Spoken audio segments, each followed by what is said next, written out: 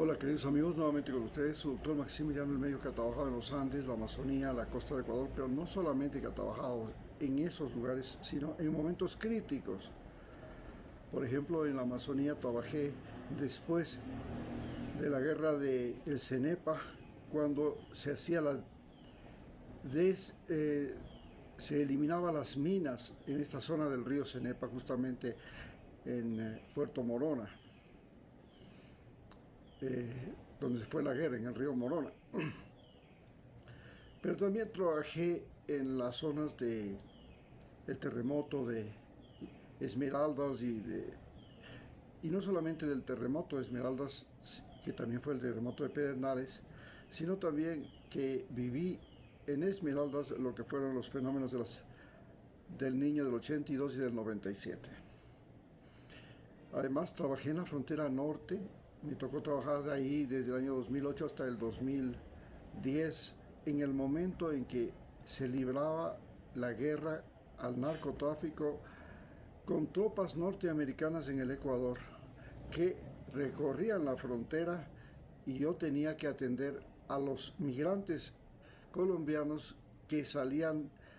de estas zonas de fumigación, donde se destruían sus cultivos y tenían obligatoriamente que salir acá, y además se vivía una guerra entre las Autodefensas Unidas de Colombia, las FARC, y el ejército colombiano. Tuve que atender a esa gente, a indígenas como los Awa, y todo eso lo cuento en una serie de documentales que ustedes pueden ver, que se llaman documentales de Ecotrackers. Pero lo más importante es entender cómo yo, que soy una persona que tenía una muy buena posición económica dentro de la capital, mi padre era el abogado en derecho civil más famoso de la ciudad, se me ocurrió no seguir un posgrado como siguieron la mayor parte de todos mis compañeros de la facultad, y más bien irme a trabajar en los campos. Yo había hecho mi medicina, mi internado en el Seguro Social de Quito, y realmente los pacientes de la ciudad me parecieron gente detestable, porque eran seres humanos completamente alienados, se habían convertido en funcionarios públicos, se habían convertido en empleados públicos o en empleados obreros, y carecían de conciencia histórico-cultural, de conciencia ecológica, de conciencia sanitaria inclusive. Esto me llevó a que, pensando que podía ser como el Che Guevara, me fuera a meter en Esmeraldas, que era la zona más pobre de la costa ecuatoriana y la zona históricamente más conflictiva en la historia del Ecuador. La revolución liberal se originó en la provincia de Esmeraldas, Eloy Alfaro fue el jefe supremo de la provincia de Esmeraldas, y Carlos Concha hicieron la mayor resistencia histórica a la burguesía serrana y el liberalismo que se llamaba la Radical de Leonidas Plaza. Y entonces pensé que en Esmeraldas yo podía encontrar otro tipo de seres humanos, y en los campos podía encontrar otro tipo de seres humanos. Y efectivamente, cuando llegué a los campos me topé con otra clase de seres humanos ecuatorianos. Ya no eran los seres humanos ecuatorianos que solo dicen que son ecuatorianos porque tienen la cédula de identidad y porque nacieron aquí, pero fueron educados y saben de memoria la historia del mundo y especialmente la historia de Europa. Saben de memoria cantar canciones en inglés, canciones populares del planeta Tierra. Les encanta ver películas que no sean de Ecuador, es decir, viven en otro planeta. Aquí solamente comen, duermen, trabajan, estudian, pero su mundo ya no tiene nada, no tenía ninguna conexión con el otro mundo, que es el mundo de Ecuador. En cambio, el campesino al que yo fui a curar y atender desde 1982 hasta el 2017, era un ser humano diferente, era un ser humano que tenía conciencia de las plantitas, de los animales, de la cultura, de la música local, sabía qué se producía, cuándo se producía, qué se comía, cómo se trabajaba, qué era la selva, qué era el mar, qué era el océano. Tenían otro tipo de relación con la naturaleza y entre ellos mismos. Estos seres humanos en los que yo puse todo mi afán y mi empeño para poder rescatar sus plantas medicinales, para poder entender cómo llegaron a enfermarse, me permitió tener conocimientos para poder enseñar en la Facultad de Medicina historia y geografía de las enfermedades en el área de saneamiento ambiental, cuando saneamiento ambiental era una prioridad en el gobierno de especialmente Rodrigo Borja, debido a que llegó el cólera por primera vez al Ecuador. Y fue escandalosamente desastroso. Entonces, en base a eso, mi amor por la gente auténticamente ecuatoriana, negros, indígenas, mestizos, montubios, de la costa, de la sierra, de la Amazonía, indígenas de allá, que tenían conciencia histórica, conciencia cultural, conciencia ecológica, era lo que me llevó a pensar que la felicidad era estar con ellos. Pero resulta que los líderes de aquellas organizaciones campesinas, de aquellas organizaciones indígenas, de aquellas organizaciones de pescadores, eran esencialmente corruptos. Eran gente que quería vivir como blanco, pero vestirse como indígena, querían vivir como patrón, pero ser conservando la raza negra, la piel negra, querían vivir como amos y señores, como políticos, como estrellas de televisión, como astros de fútbol, lo cual tienen toda la razón, porque les habían convencido, como nos han convencido a todos los ecuatorianos, de que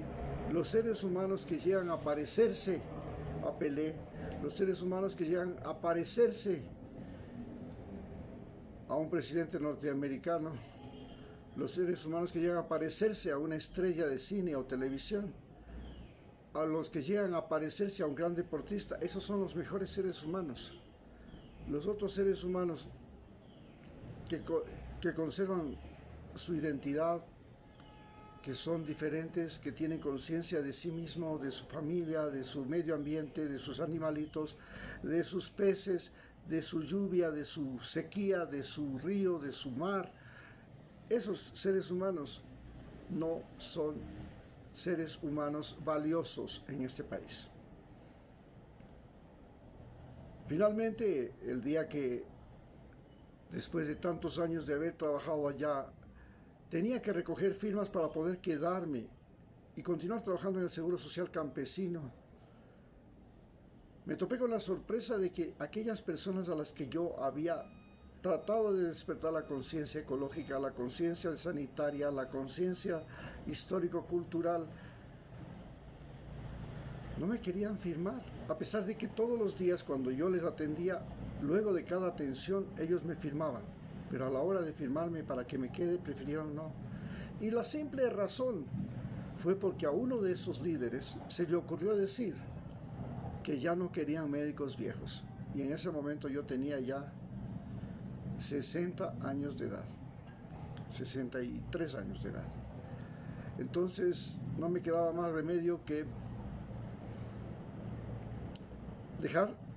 Se había creado la conciencia a nivel nacional desde el gobierno de Rafael Correa, que había que dar oportunidad a los jóvenes, que los viejos tenían que ya retirarse e irse a la casa, y que los jóvenes son el futuro de la patria y que había que darles oportunidad a los nuevos profesionales y que usted vea, salga de aquí. Eso había calado hondo en la población de Ecuador y más en la población rural que estaba acostumbrada a tener médicos rurales jóvenes que venían solo por un año y se iban, y que los consideraban a ellos conejillos de indias, donde ellos venían a hacer prácticas profesionales por primera vez en su vida, como primer paso para ser médicos profesionales en Ecuador, mediante la medicina rural. Finalmente, hoy, cuando ya estoy separado de mi trabajo de médico desde hace 7 años, veo cómo los líderes negros, los líderes indígenas, con excepción de Leonidas Issa, solo son gente oportunista que quiere ser patrón, ser señor, ser amo, ser político, ser famoso, pero sin avergonzarse del color de su piel, sin avergonzarse de su origen, de su padre, de su madre, y quieren ser fundamentalmente seres ejemplares para los seguidores, para sus propios hijos, para los que votan por ellos, pero resulta que no terminan siendo seres ejemplares. Son desde lo que han sido desde la época de la colonia. El peor capataz de un indio era otro indio. El peor capataz de un negro era otro negro. El peor político de la Asamblea Nacional, como la Llori, ha sido un indígena que llegó a ser asambleísta. Y esto aprieta el corazón, porque en ese lugar donde yo trabajaba, como tengo la piel blanca y los ojos claros, miren ustedes, y decía que mi abuela era española, la primera cosa que se les venía era: entonces tú eres el nieto de uno de esos hijos de puta que llegaron aquí a culiarse a todas las mujeres, a robarnos toda la riqueza, a someternos a las haciendas, al concertaje, a explotarnos, a maltratarnos, a humillarnos. Eres simplemente una mala planta. Tienes las raíces podridas por haber sido descendiente de español. Esto me ha llevado ahora a solicitar que se me permita ser ciudadano español de acuerdo a la nueva ley de leyes de bisnietos y nietos y bisnietos. Y cuando llego al consulado me topo con que nosotros, los descendientes de españoles en América, somos tan repudiados por los españoles que viven en España como lo son todos los españoles, hijos y nietos de españoles, repudiados por los indígenas, los negros y los mestizos de nuestra propia tierra en la que hemos nacido. Muchas gracias.